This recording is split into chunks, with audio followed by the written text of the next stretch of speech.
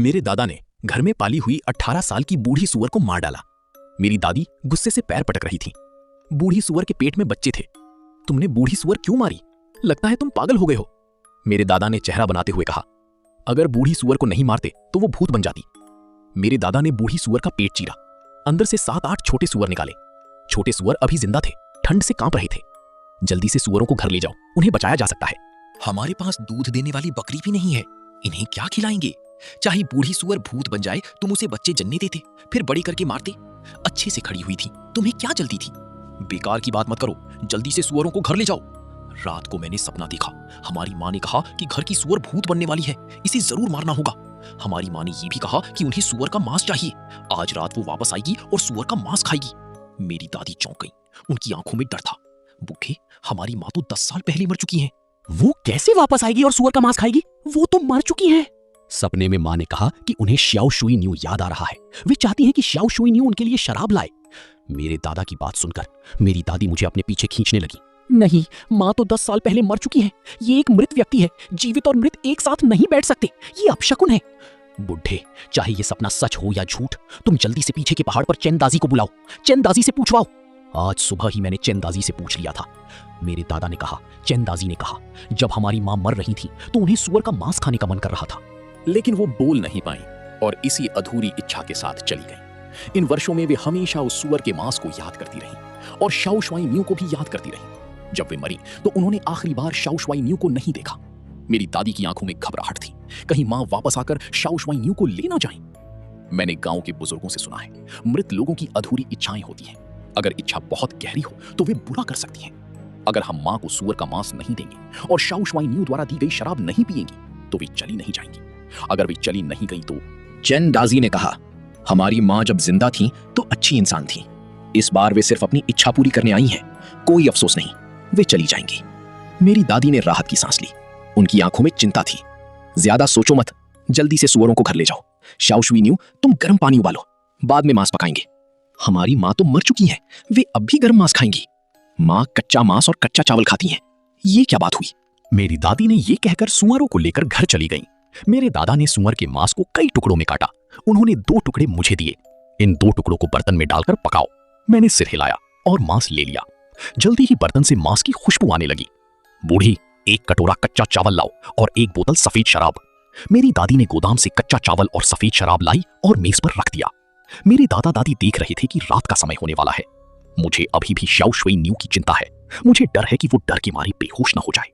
हमारी माँ तो 10 साल पहले मर चुकी हैं, पता नहीं वे किस डरावनी शक्ल में आएंगी। मेरे दादा ने कहा, मेरे पास कोई और उपाय नहीं है।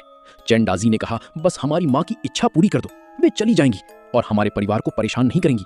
अगर हमारी माँ की इच्छा पूरी नहीं की गई तो हमारे परिवार के दिन अच्छे नहीं रहेंगे और संतानों की आयु कम हो जाएगी। हमारी माँ बीमारी से मरी, मरने से पहले उन्होंने काफी तकलीफ उठाई। मुझे डर है कि उनके दिल में नफरत होगी। फिर दादी ने कहा, नफरत किस बात की? इस बात की कि तुमने उनके इलाज के लिए पैसा नहीं दिया। मेरी दादी की बात सुनकर मेरे दादा का चेहरा बदल गया। क्या मतलब है कि मैंने इलाज के लिए पैसा नहीं दिया? शहर के डॉक्टर ने खुद कहा था कि कोई उपाय नहीं है और घर ले आने को कहा ताकि अंतिम संस्कार की तैयारी की जा सके। ये मेरी गलती नहीं है कि मैंने इलाज नहीं कराया। मेरी दादी ने मुंह बनाया। ये व्यक्ति बीमारी से मरा है, उसके दिल में नफरत होगी। मुझे डर है कि हमारी माँ हमारे परिवार को नुकसान पहुंचाएगी। नहीं, हमारी माँ जब जिंदा थी तो अच्छी इंसान थी। मेरी दादी ने राहत की सांस ली और कुछ नहीं बोली। तुम बार बार राहत की सांस क्यों ले रही हो? फिर दादा ने कहा, मैंने चैनदाजी से पूछा था। चैनदाजी ने कहा, हमारी माँ सूअर का मांस खा लेंगी और शाओ शुई न्यू द्वारा दी गई शराब पी लेंगी तो वे जरूर चली जाएंगी। शाओ शुई न्यू, अपनी दादी से मत डरो। तुम्हारी दादी जब जिंदा थी तो तुमसे बहुत प्यार करती थी। मैंने सिर हिलाया। मैं पूरे सूअर के सिर को मेज पर रखूंगा। हमारी माँ जब जिंदा थी तो सूअर के सिर का मांस पसंद करती थी। आज रात उन्हें भरपेट खाने दो। मेरे दादा दादी देख रहे थे कि रात का समय होने वाला है, माँ जल्द ही आ जाएंगी। मैं दरवाजे की चौखट तोड़ने जा रहा हूं ताकि माँ आसानी से अंदर आ सके। मेरी दादा की बात खत्म होते ही मुझे एक बदबूदार दुर्गंध महसूस हुई। ये दुर्गंध आंगन के दरवाजे से आ रही थी। मैं अनजाने में आंगन के दरवाजे की ओर देखने लगा और देखा कि आंगन के दरवाजे पर एक छाया खड़ी है। ये छाया चांदनी के विपरीत खड़ी थी। चेहरा साफ नहीं दिख रहा था। बुड्ढे, दरवाजे पर कौन खड़ा है? क्या ये हमारी माँ है? मेरे दादा ने आंखें फाड़कर आंगन के दरवाजे की ओर देखा। साफ नहीं दिख रहा, लेकिन आकृति हमारी माँ जैसी लग रही है। हमारी माँ आंगन के दरवाजे पर क्यों खड़ी हैं और हिल नहीं रही हैं? ये देखकर डर लग रहा है। जल्दबाजी मत करो। मैंने चंडाजी से सुना है कि मृत लोगों की आत्मा नहीं होती, वे धीमे होते हैं। हमारी माँ शायद अपनी आत्मा ढूंढ रही है। मेरे दादा की बात खत्म होते ही आंगन के दरवाजे पर खड़ी छाया हिली। वो कठोर कदमों से आंगन में आई। चांदनी की रोशनी में मैंने अपनी मरी हुई दादी का चेहरा देखा। चेहरा पीला था, लिपस्टिक लगी हुई थी, मृत जैसा लग रहा था। वो मेज के सामने रुकी और मेज पर रखे सूअर के सिर को देखने लगी। चेहरा भावहीन था। मेरी दादा ने हिम्मत जुटाकर कहा, माँ बैठकर खाना खाओ।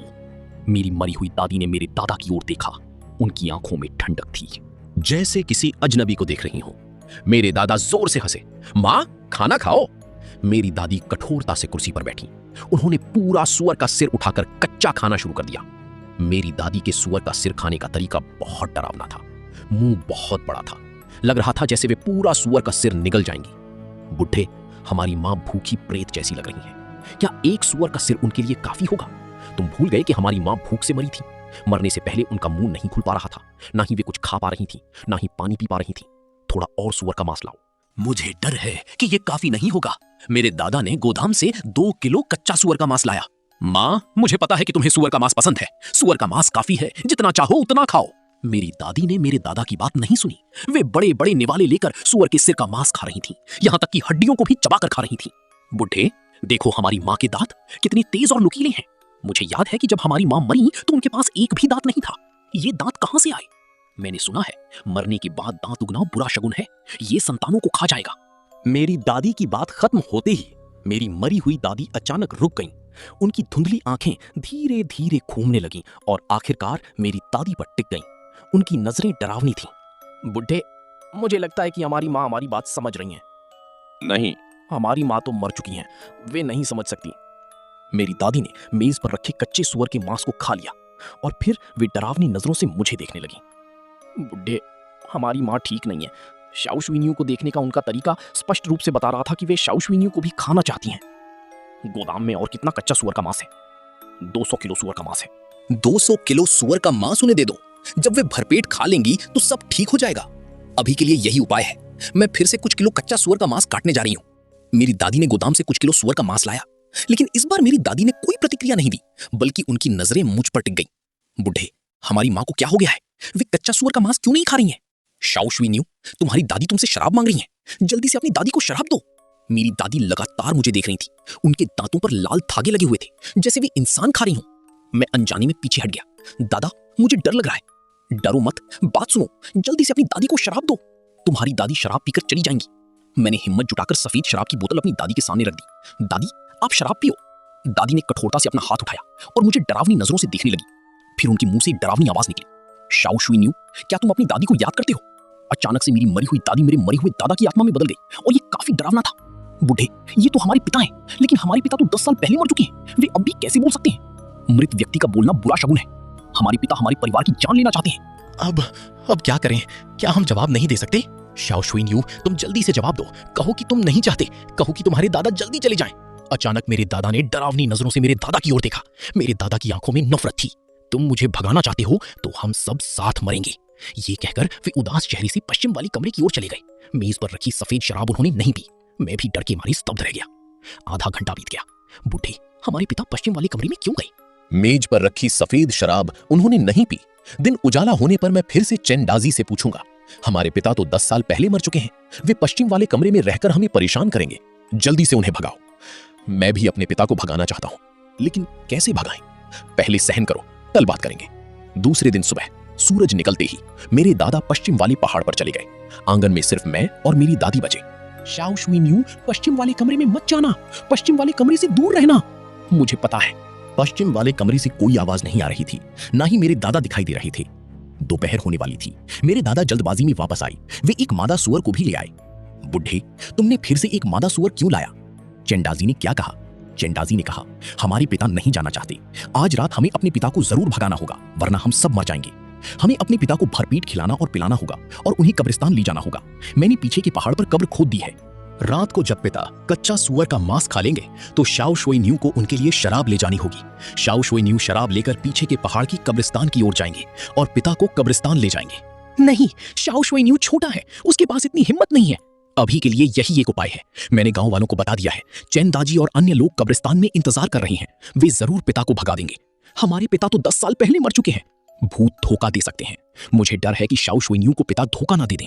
ये उपाय बहुत खतरनाक है। कोई बात नहीं, मैंने चैन दाजी से एक सुरक्षा थैली मांगी है। शाओ शुइन्यू इसे अपने गले में बांध ले तो भूत उसे धोखा नहीं दे पाएंगे। मैंने भी सुरक्षा थैली अपने गले में बांध ली। सुरक्षा थैली में सूखी लकड़ी की खुशबू थी। शाओ शुइन्यू, डरो मत, रात को सभी लोग वहीं होंगे। मुझे लगा जैसे कोई डरावनी आंखें मुझे देख रही हैं। मैं अनजाने में पश्चिम वाले कमरे की ओर देखने लगा और देखा कि मेरे दादा का चेहरा पश्चिम वाले कमरे की खिड़की पर चिपका हुआ था।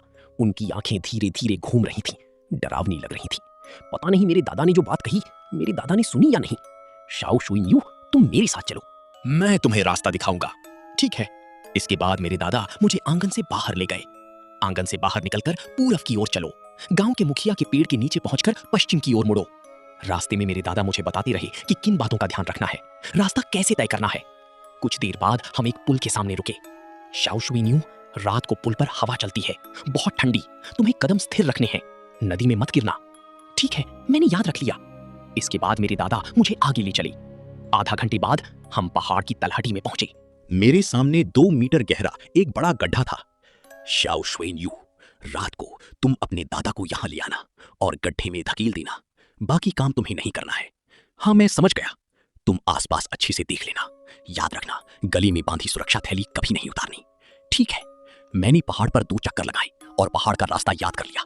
जब हम घर वापस आए और आंगन में दाखिल हुए तो देखा कि मेरे दादा मादा सुअर के ऊपर झुकी हुई कच्चा मांस खा रहे थे। मादा सुअर मर चुकी थी। मेरे दादा के शरीर पर खून लगा हुआ था। डरावना लग रहा था। बूढ़ी, ये क्या हो रहा है? मुझे नहीं पता। मैं रसोई में खाना बना रही थी और अचानक आंगन से मादा सुअर के चीखने की आवाज आई। मैं बाहर आई और देखा कि हमारे पिता ने मादा सुअर को काट दिया है। पिता शायद भूखे हैं, उन्हें परेशान मत करो। पलक झपकते ही रात हो गई। मेरे दादा जैसे हमारी बात नहीं सुन रहे थे। वे कच्चा सुअर का मांस खा रहे थे। मेरे दादा के कच्चा सुअर का मांस खाने का तरीका बहुत डरावना था। मुझे पीठ में ठंडक महसूस हुई। बुढ़े, इतनी रात हो गई है, मुझे डर है कि शाओ शुइन्यू के साथ कुछ ना हो जाए। नहीं, आज मैंने शाओ शुइन्यू को अच्छे से समझा दिया है। शाओ शुइन्यू, तुम अपने दादा को पहाड़ के रास्ते ले जाना। चाहे तुम्हारे दादा कुछ भी कहें, तुम जवाब मत देना और सुरक्षा थैली कभी नहीं उतारना। याद रखना। मैंने याद रख लिया। मेरे दादा लगातार कच्चा सुअर का मांस खा रहे थे। वे आधा सुअर खाकर रुकी। मेरे दादा ने डरावनी नजरों से मुझे देखना शुरू कर दिया। उनकी आंखों में शैतानी थी। शाओ शुइन्यू, जल्दी से अपने दादा के लिए शराब लाओ। मैंने जल्दबाजी में पहले से तैयार शराब की बोतल निकाली और दादा की ओर बढ़ाई। दादा, मैं आपके लिए शराब लाया हूं। मैं शराब की बोतल लेकर आंगन के दरवाजे की ओर चलने लगा। मेरे दादा सीधी नजरों से मुझे देख रहे थे, जिससे मेरे रोंगटे खड़े हो गए। वे कठोर कदमों से मेरे पीछे चल रहे थे। मेरे हाथ कांप रहे थे। मेरे पीछे एक मृत व्यक्ति चल रहा था। मैंने अपने दादा के कहे अनुसार आंगन से बाहर निकलकर पूर्व की ओर चलना शुरू किया और मेरे दादा मेरे पीछे चल रहे थे। मैं अनजाने में पीछे मुड़ा और देखा कि मेरे दादा का चेहरा राख जैसा था। उनके मुंह के कोनों पर एक डरावनी मुस्कान थी, जैसे वे कुछ योजना बना रहे हों। डरावना लग रहा था। मैंने कदम तेज कर दिए और जल्दी ही पुल पर पहुंच गया। पुल पर हवा बहुत ठंडी थी, जिससे मेरे शरीर पर रोंगटे खड़े हो गए। मेरे दादा मेरे पीछे चल रहे थे। शाओ शुइन्यू, तुम धोखा खा गए हो। तुम्हारे दादा तुम्हें नरक ले जाना चाहते हैं ताकि तुम्हारी जान नरक में छूट जाए। ये नाई है क्या है। पुल पर ठंडी हवा चल रही है। अगर तुम विश्वास नहीं करते तो नीचे देखो। इस पुल के नीचे सभी भूत हैं।